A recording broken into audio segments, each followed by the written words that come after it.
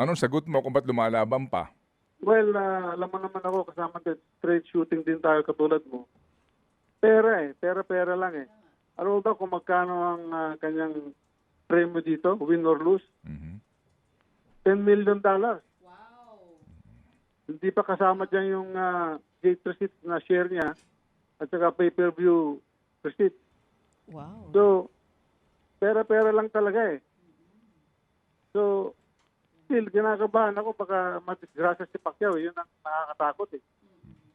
May magiging effect po ba ito? Alam mo- Yes po, sige Kuya Al, continue po. Oo, nung panahon ni Flash Lorde, kinabahan din tayo nung matanda na sa lumalaban pa. Alam niyo ang ginawa ng gobyerno, ng Games and Amusement Board, binawi yung lisensya ni Flash Lorde. Hindi katakataka kung gawin din yan ngayon ng gobyerno na bawiin ang lisensya ni Pacquiao at huwag na siyang palabanin.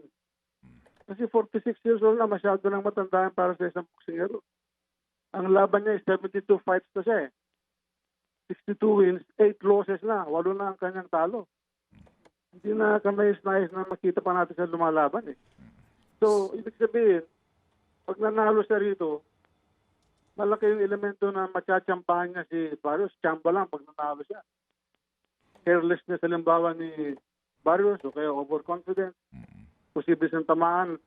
Sana may puwersa pa yung tama ni Pacquiao pero parang imposible na eh.